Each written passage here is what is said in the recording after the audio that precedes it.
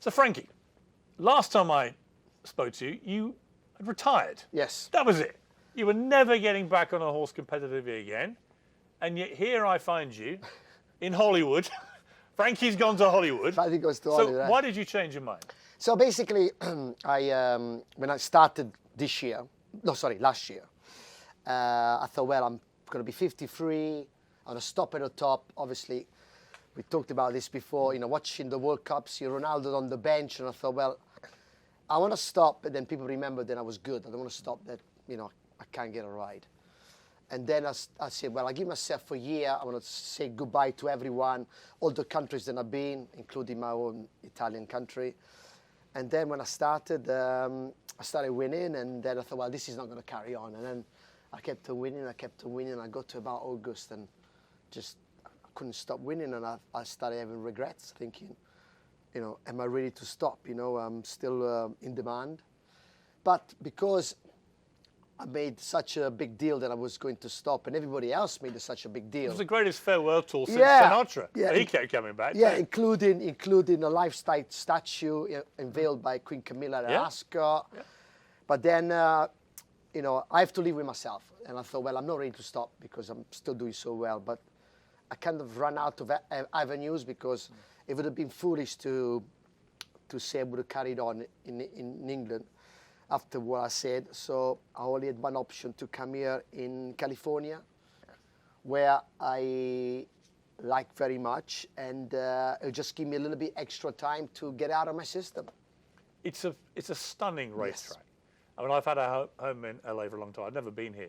You come here in the morning, it's early, only you would get me out of bed this early, and you come and the sun was coming up, and the magical scene of the Santa Anita track. It's a magical place. It's amazing. I'll be honest with you. It is probably one of the best looking tracks in the world, with the mountains in the backdrop.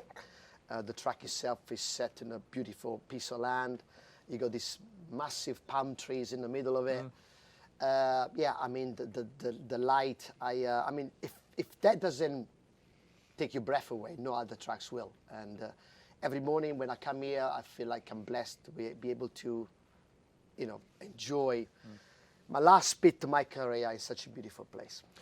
Interestingly, at the very start of your career, you did come here, and you did a couple of years, maybe it was? I did 4 winters here. I came here when I was 16 as an illegal worker. I came here on a tourist visa, and I mean, the first couple of weeks I go into the track without getting caught, and then eventually I got caught by security, so I had to use other entrances to get in. I mean, most of the people are trying to get out. I was trying to get in.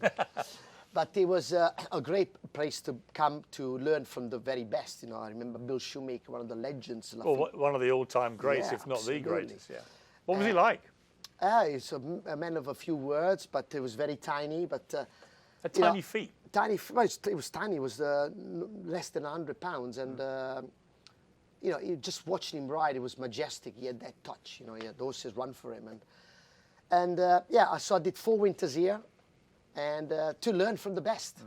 And then I took what I learned to Europe, and I became very successful. And funny enough, 36 years, I'm back to where I started.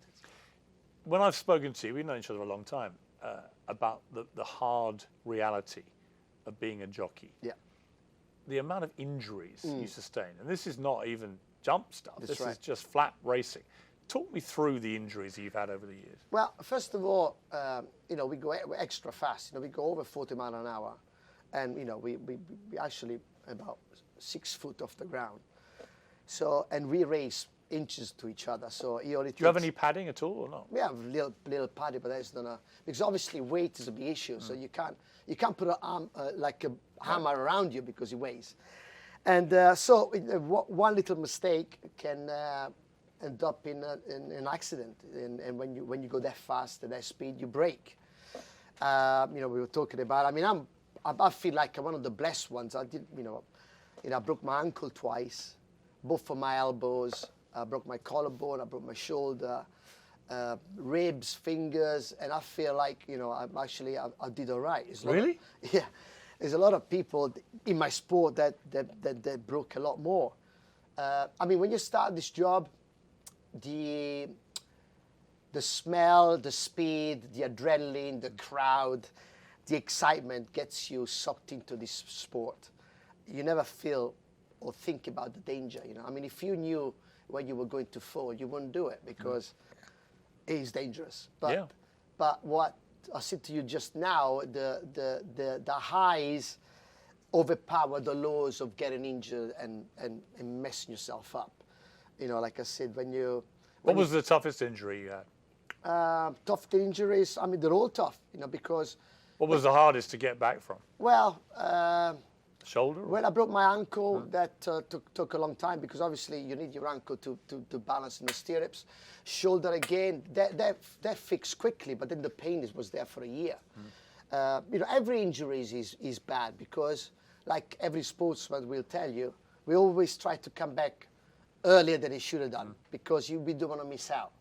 You know, because the longer you stay off, then you know you in danger of missing out on a good horse. And how much you've had 3,000 winners, you've had 3 decades of racing.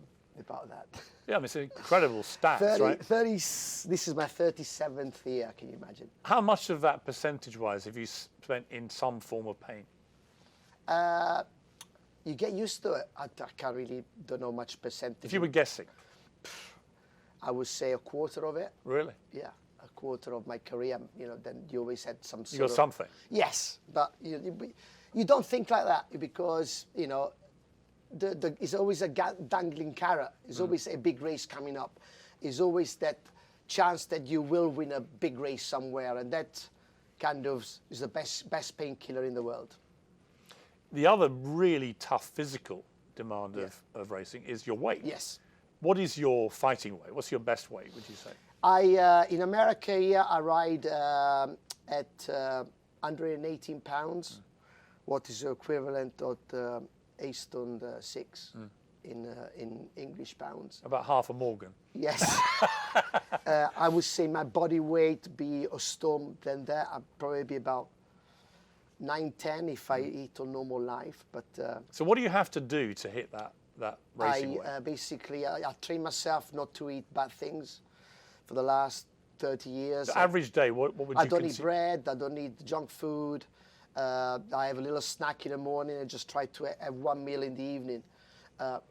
Mainly protein, salads, fish, chicken. You know, I don't eat meat very often, but it depends on people. But you know, I won't be lying to you. Sometimes I have a piece of chocolate, or you know, I probably have one bowl of pasta every 3 months. You know, I train every day to keep my weight down. You know, it's a lifestyle. You know, it's a lifestyle. It's a big sacrifice. It's a big sacrifice, and for 37 years.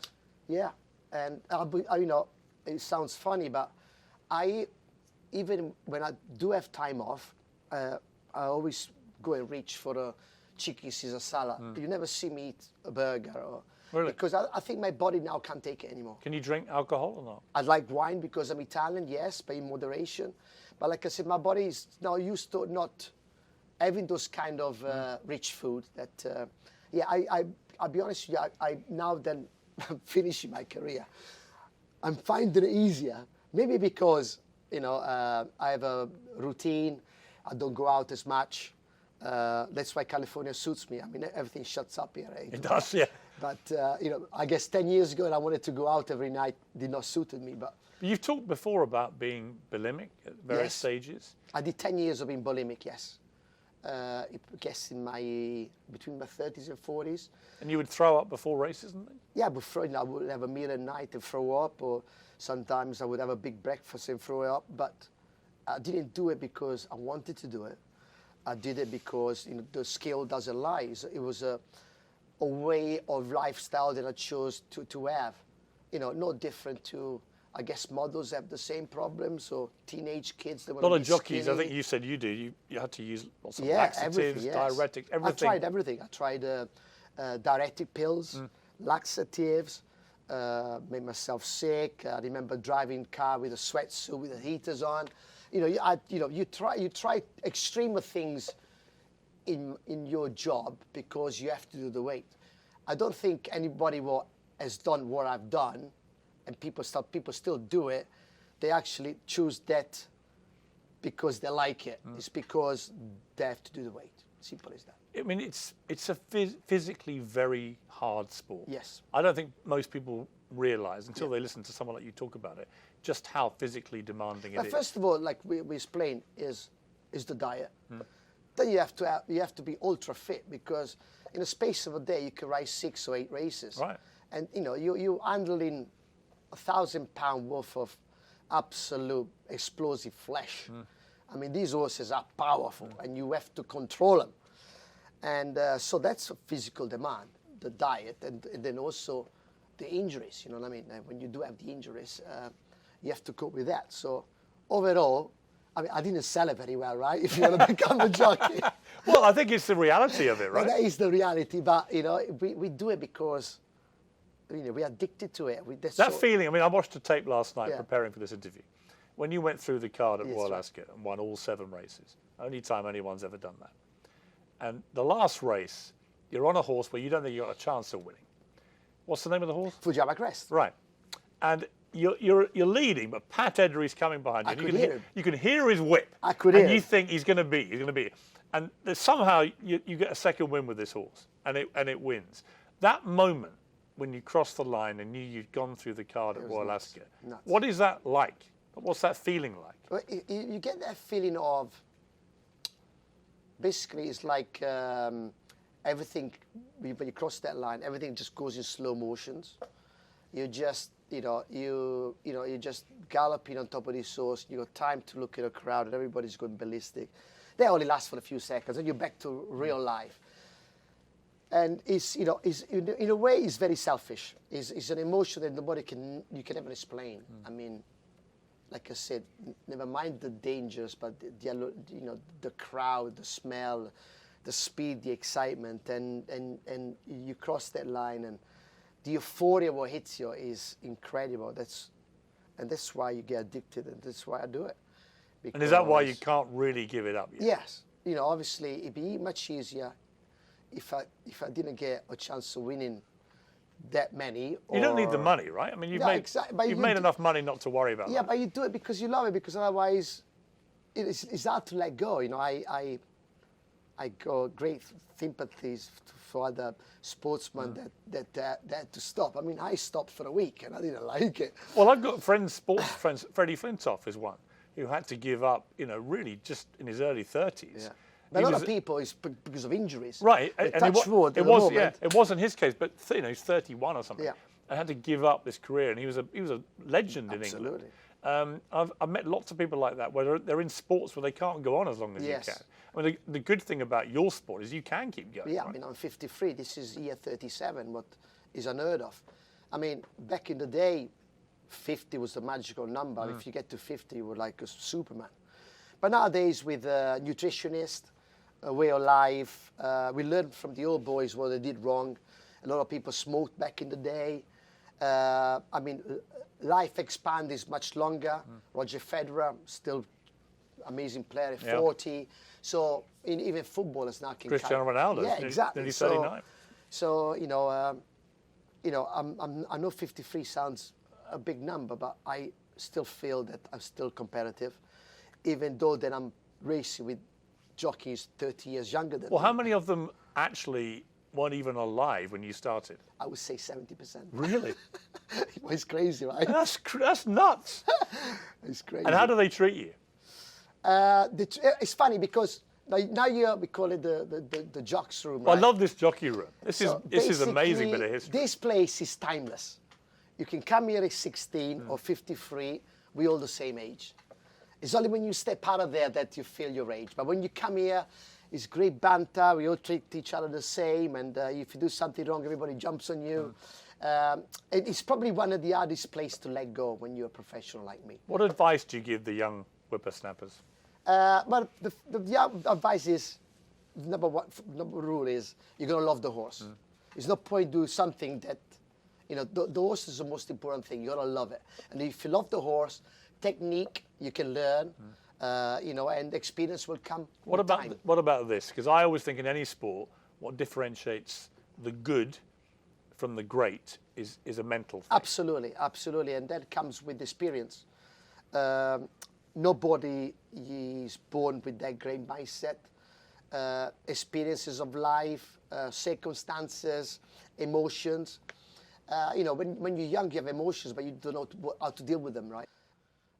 So as you get older, you deal with emotions, with when you get butterflies, when you're nervous.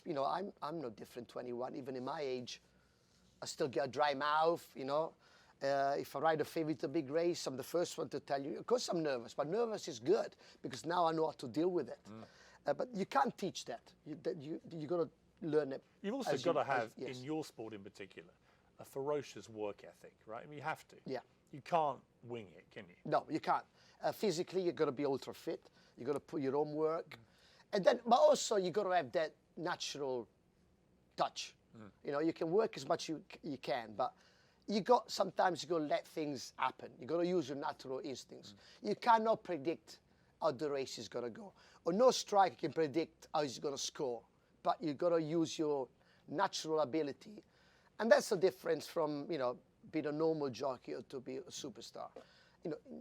And it applies the same to any other sport. When you see geniuses like Messi, they do things that I don't think they... Who do you most admire in other sports? Oh, I admire all the sports. Obviously I'm a big football supporter. I even admire the boxers, the work ethic they have to put up. The rugby players, I don't know too much about cricket, but sometimes you see like the World Cup this year was, I know India got beat, but it was an amazing game. I like all these great sporting events, and as you know, the Super Bowl is coming up. That's be another amazing event. I remember talking to Michael Phelps, the swimmer, and I asked him, it's just before the 2012 Olympics, and I said, what makes you the greatest swimmer ever? And he said, well, why don't you go back and ask all my rivals, have you ever gone 5 consecutive years without a day off training? Because they've all never done that. Yeah, yeah. I did. And I said, what made you do that? He said, well, I wanted to be the best ever. And I worked out if I did 7 days a week, they all do 6. So over a year, I would do 52 days more training. So when we stood up in a big event, the Olympics, the World Championships, and we all stood around, I would look left and look right. And they all knew I was going to win because I'd done 52 more days training than them every year. But he had the mental edge on them before he even started. But the sacrifice that goes with it is enormous. As he said, he missed, weddings and christenings and funerals and birthdays and everything. He missed everything. All sportsmen have to do that. I mean, this year I was on the track Christmas Day, and I was riding New Year's Eve and New Year's Day. Really? And I sacrificed having Christmas with the children. Well, they're not children anymore, because I told them, so listen, you're 18 plus now. I'm sure that you don't believe in Santa Claus anymore. And I'm sure you can cope Christmas without me. But it was important to me, because here we start Boxing Day, the 26th. It was important to me to start at the start. I didn't want to come here 3 days later. That would give a bad example to people who want to put me up, trainers and owners. So I want to start like everybody else. So that means sacrifice Christmas. But you do things like that, because when you are a sportsman and you're a family man, you're the pillar of everybody. If you fail, everybody fails, and so you have to think like that. And that's what inspires me to be the best. You've had 2 moments in your life since you became a professional jockey which could have ended everything. One, your own fault, and I'll come to that in a moment. The first one, though, was the plane crash, which is really one of those moments in your life. Miracle. Where it was a light aircraft, you were going from one race course to another. The pilot very sadly died. You were with your great friend and manager, Ray Cochran, at the time. You both managed to get out just before it all went up in flames. What do you remember about what happened that day? What I remember about, in a nutshell, I can explain it. It'll take hours, but basically on takeoff, something went wrong. Plane went down. What were you feeling as it went down? What I feeling when I was down, I looked at Ray, and as I was staring as the ground was approaching, I didn't have time to scream, and I was just disappointed that I was going to die. I was thinking to myself, I'm 29 years old. I just had a 6-month child. Why are you taking me now? I was just disappointed. Why now? You know what I mean? I've got so much to look forward in life. That's all I felt. You really thought you were about to die? That's it. No two question about it. And some miracle. What was the landing like? Some miracle. Well, the wing of the plane clipped this bank, what made the plane rotate. And, anyway, never mind that. So it was just like an enormous speed in a washing machine. I don't know what happened. Can you remember that? Yeah, I remember the impact. And then obviously my skin on my forehead went all the way back. So my blood was pouring in front of my face. And I was in a state of concussion, I guess, where I had 180 vision. I could see the two engines on fire. And I saw the pilot inch down in front, but I couldn't move. I was just paralyzed. I just couldn't. I knew that I had to get out, but I could not move. And then Ray gave me a nudge. He was next to me, and he kind of woke me up. And I realized that I broke my leg. And when I went to get out, it was a 6-seater twin engine. The plane was like in bits. The door didn't exist anymore. And luckily for us, the luggage door was just in the back of the seat, was half open. And as I crawled out, I realized I had a broken leg. Ray pushed me out. Then he crawled out and he dragged me away from here to the end of the room. And he was concerned that because so much fuel was on the plane, that it could all go up. And then he took his jacket off and he tried to go back for the pilot, and the plane exploded. And he was burned from head to toe. And it was, I could hear him yelling of anger because he couldn't get the pilot out. So, it was a trauma for me. I lost my good friend, my pilot. I was lucky twice, lucky to be alive the crash, and lucky to be alive then Ray got me out of that plane. I couldn't be burned alive. It took me 17 years to get back on the plane. Did it really? Yeah, I mean, I was scarred, and even now when I get... How long between you getting out of the wreckage and it going up, was it? Seconds.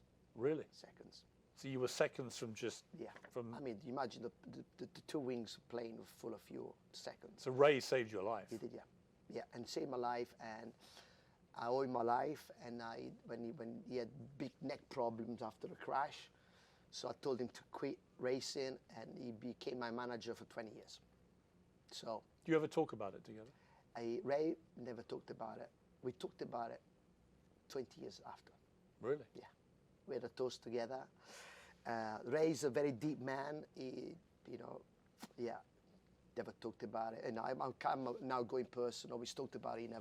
He kept it to himself. And yeah, I mean, you can't explain what we've been through. And there is ways to deal with it. Perhaps I should have sought help, but I had good family around me, and well, here I am. I shouldn't be here. There we go. It's an extraordinary story. Mad, yeah, twice. And I read that that later you were thinking, you were 29. You were thinking you'd always wanted, as an ambition, a young Italian, That's right. to buy a Ferrari. That's right. And you just thought, well, what am I waiting for? That's right. I could have died just then. And you went and bought a Ferrari. I said to myself, when I get to 30, if I've got enough money, I'll have to get a Ferrari, being Italian. And at 29 and a half, after I got out of the hospital, as soon as I could walk a little bit, I went to get myself one. I thought, why? And, it did change my life. I would say, if that didn't happen, I probably would have been more successful in my career. But, I become... Why? Because you spent more time with family? Yeah, I was more focused, and I was tunnel vision. But after that, family, I've got 5 children. Yeah. I juggle life and riding and try to get the best of both worlds. And, a lot of times you think, why should you get upset? After what happened to me, a lot of things really don't really matter, The other thing that could have ended everything for you professionally was when you tested positive for cocaine in 2012. And you really struggled for quite a long time, 18 months, to get another good ride. You thought maybe that's it. That was a self-inflicted wound. Yeah. When you look back at that, I mean, obviously, fortunately, you had a sort of saviour who came along and picked you up Yeah. and said, right, I'm gonna back you. So basically, yeah, oh, look, I was a silly boy, you know, went out, took some drugs, got tested a week later, and it was in my system. You know, I wasn't doing it because I was right, it was more recreational. And yeah, quite rightly so, I admitted it. I got 6 months banned, took my family out of school, we went around the world because, you know, obviously, they were getting bullied, they were getting picked on at school, you know, I had paparazzi outside my house. How did that make you feel that you brought that on everyone? Not great. I think the biggest disappointment is telling my own parents. How did they react? Not great. My dad being old-fashioned. Kids, you know, they thought it was quite funny having paparazzi outside there to smuggle me in and out of the car with a blanket. We had a good time together around the world, and you know, I served my time, but did my 6 months. I came back, and I thought, well, everything's going to be on Kidori, come back, but you know, obviously, nobody would touch me. You know, for some reason. You said you felt like a leper. It was like yeah, I mean, I took it. You know, it took me.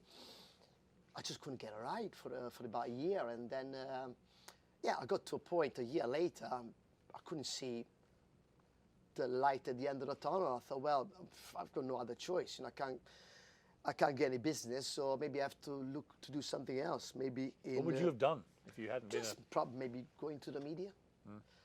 But you know, I wasn't ready to quit. You know, How were you feeling in that wilderness period? I felt terrible. I felt terrible, and you know, and then the worst thing was, you know, even my wife started doubting me. You know, she said to me the famous word, "Show me how good you are." Really? You know, one day, you know, we were struggling to pay bills, and things were going bad, and we all end up in an argument. And she turned around and said, "Well, you know, all your life you're telling me how good you are. Look at us now. We can't pay bills. Just show me how good you are." And wow, that's a moment. And that was like, you know, somebody shot me in the heart, right? You know, coming from my own wife, and that really got me fired right up. And I just said nothing, and I put my head down, and I persisted. I carried on, and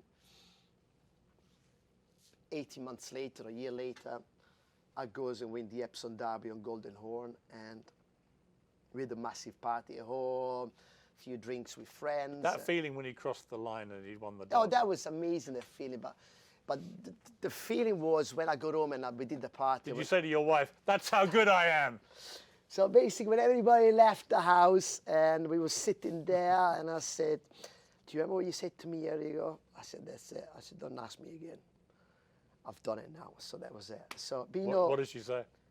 She said that at the time I needed something like that You probably did. to make me believe, or to give me a push. And yeah, I mean, those famous words, "Show me how good you are," yeah, they imprinted in my house. Trust me.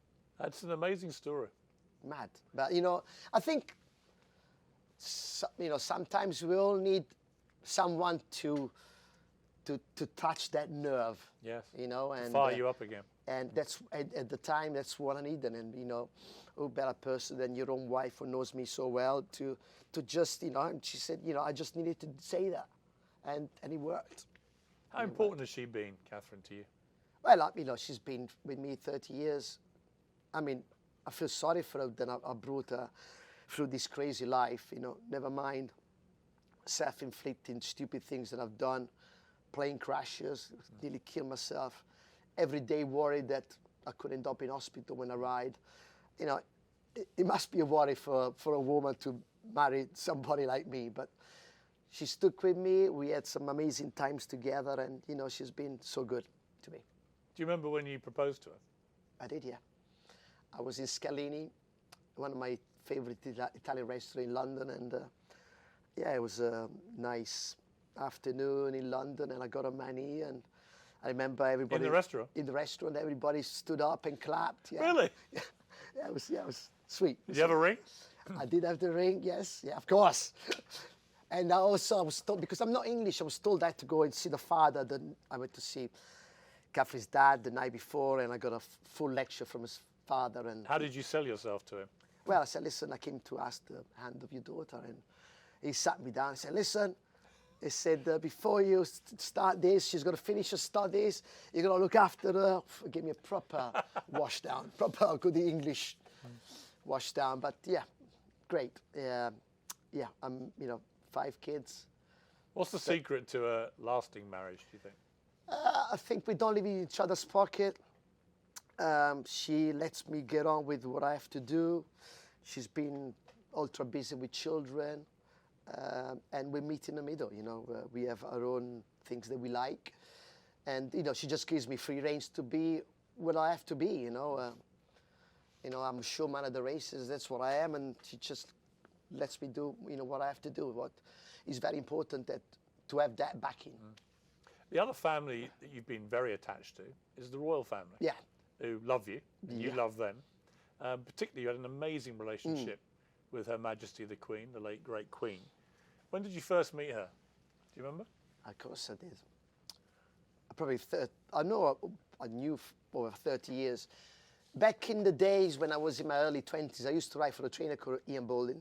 And Ian Baldwin had most of the Queen's horses. And so that's how I met her. And, even 30 years that I met her, every time I met her, nervous wreck, she had this horror, but she always had the ability to make you feel good. So I'll tell you a funny story. I won a big race 15 years ago, and it was a Sunday. So after racing, I had a big party. It was a lovely spring day, and I left all the doors open. I had dogs, and 200 people turned up. We had an amazing party. And I woke up the next day, and the house was destroyed, full of bottles, and I realized I lost one of my dogs, but she had a tag. And it was a message on the answer machine, and the message said, "Hi, we found your dog. Please call us back on this number." And the lady who found the dog was Caroline Warren, the Queen racing manager's wife. So I rang Caroline and said, "Hi, Caroline. Sorry, but I heard that you have my dog. Can I come and collect it?" And she said, "Listen, if you come this evening, the Queen's coming to Newmarket to see the horses in the morning. So you can say hi to the Queen and pick up the dog." I mean, great idea. So my wife's in the courtyard. She's cleaning the ponies, and I opened the window and said, "Honey, I found the dog." And she said, "Where is the dog?" "Oh, the Queen's got it." She said, "Don't be silly." "No, I swear the Queen's got it. I'm going to pick it up tonight." So my daughter got all dressed up. We went to get the dog. And then she was having a gin and tonic next to the fire. And I had a gin and tonic with her. And she spent 20 minutes talking to my daughter about ponies and about school. And then they let the dog out. The dog ran towards me and peed in the Persian carpet. In front of the Queen? In front of the Queen, of John Warren. And the Queen started laughing. And John got really red-faced, got really upset. And that moment, I got escorted out. Said, "We got to have dinner now. You better go, Frankie. Bye-bye."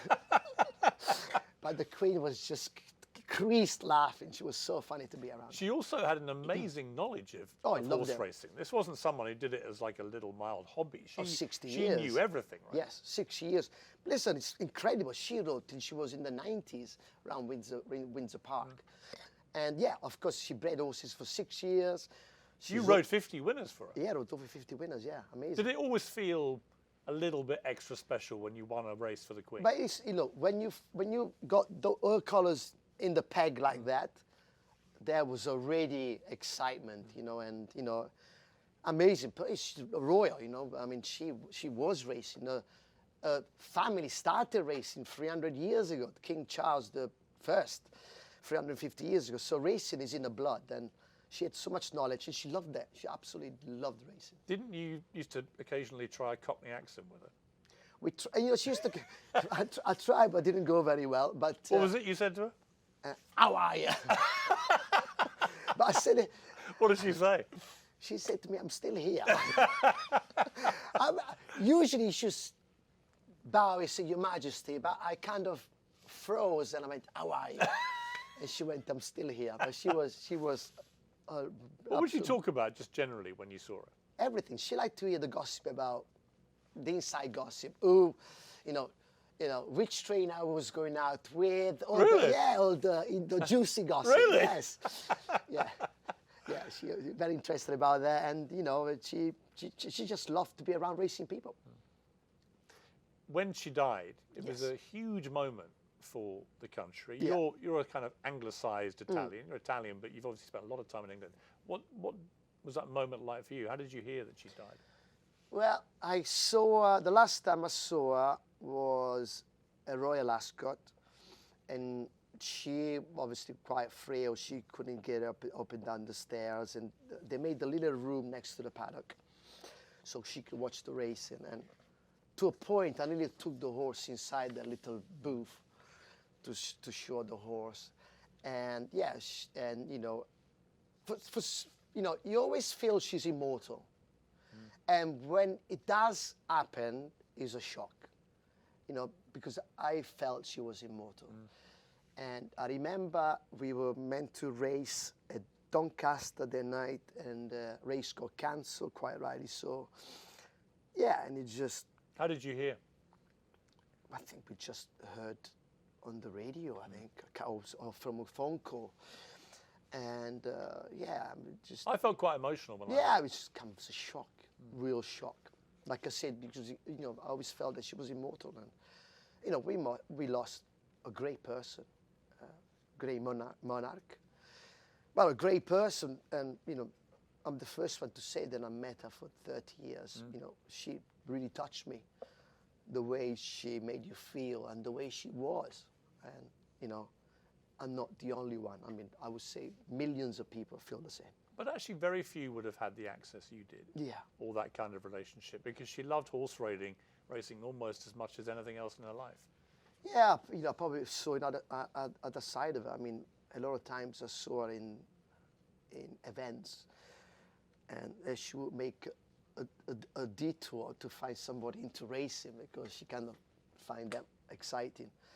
I'm very lucky, and also the new king. I was, I never really met King Charles like I did this year. He came to Royal Ascot 5 days straight. To a point on day 5, I was invited to have lunch at Windsor Castle on day 5, and I did the ride on the carriage. And he turned around to me and said, my mum would have been proud to see me racing 5 days straight. So I think we got him interested in horse racing, and it's good because it's nice to keep the tradition, and especially now that we are in this jockey's room, I feel very proud that he's beginning to enjoy racing. You recently went to the jungle in Australia, competed in thanks. I'm a Celebrity. You were the first to be kicked out of there, which I think is probably a blessing. I don't know why you even went in. Me too. But it's like, at least you haven't got to stay in there with these. Was it even remotely an enjoyable experience, or is it just as awful as I imagine it is? Well, it was exactly what I thought. You've got to have a mindset. And if you got a chink in your arm or any weaknesses, it's going to find you.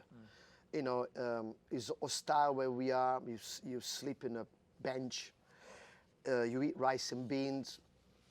The dongy, or the toilet, I used to call it, is all on the ground, more or less. The humidity and the loneliness, because you're there by yourself. Okay, you're with other people, but you got no watch, no contact from the outside world. So it's tough. Did you like that, or was it weird? It was weird. I didn't. I'm not saying I liked it. It was an experience that I did. I met some good people. I did it because I wanted to challenge myself, and I achieved that. My worst scenario would have been because I'm claustrophobic, being in a coffin with snakes. And guess what happened? They put me in a coffin with snakes. Of course. And so I conquered that fear, and it was an experience. If I said it was fun, it wasn't. It wasn't. How did you feel about being the first to leave? Like you said, I was pleased, but I found it completely I inexplicable. don't really know what was televised on TV because I was there 24 hours and they cut it down into 1 hour. And talking to the people outside, they were all interested in politics, Nigel Farage, or people arguing. You know, I'm not a fighter. I'm a lover. I had a great time in there, but they never ever showed all the fun times that I had. You know, they were more interested about what Nigel Farage or Britney Spears' sister were going to say. Of course, you know? They didn't care what a jockey were going to say. Yeah. So, but you know, it was an experience, and I've done it. I'll tick that box, and that's it. You also were named in the top 6 nominees for the Sports Personality of the Year on the BBC, a very prestigious. You've won it many years ago.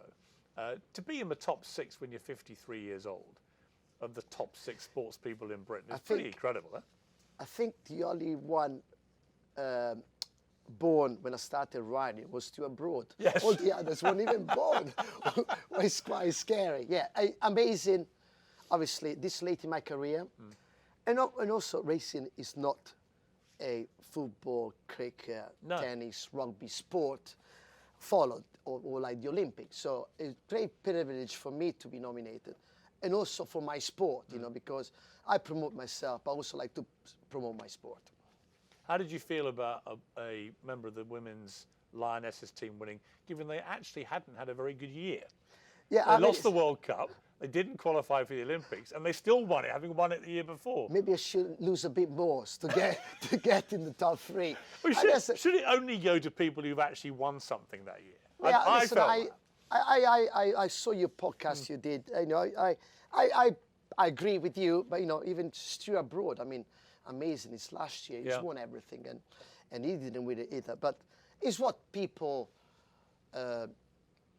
watch or like. So, but are we becoming, Frankie, a country which has moved from celebrating great champions and winners to now we almost celebrate losing? That's what it feels to me. We've moved as a society from a really good... The underdog. Yeah, but it's not even the underdog. Just, okay, you've lost. We're going to give you a participation prize, right? Well, perhaps so. You know, I must say, all those 6 nominees, including myself, I mean, you know, we've done something great. But, you know, it's down to the public to decide. And I'm not bitter. Like I said, already been nominated, I feel like a winner. What's been the greatest accolade for you? You've won so many things. What's the one that meant the most to you? Well, I'll be honest with you. My biggest achievement, obviously, winning 7 races in a day. But overall, you know, being on top of my game for 30 years, thought, you know, I had enough to do it for 10. So to do it for 30, I can sit here and be proud of it. That, you know, I'm still competitive at 53. So how long do you think you can realistically continue for? How long is a piece of string? As long as you're going to be like Sinatra, just keep retiring and coming back. Well, no, listen, I'm not gonna. I feel like this is my last bit of my career here in California. I enjoy it. You know, if I can get 1 or 2 more years out of it, it'd be great. But in my sport, you never know. You know, fingers crossed. Then I don't have any accident, and I'm still competitive enough. And if I can get, like I said, 1 or 2 years, be great. Piers. Do you like America? Love it. What do you like about it? I like the lifestyle. I think Europe, as a jockey, we travel so much. And I come to a point that I'm sick and tired of sitting on the motorway, stuck in traffic. In America, you're more based in one place. You don't travel as much. I feel a bit freer than I am in England.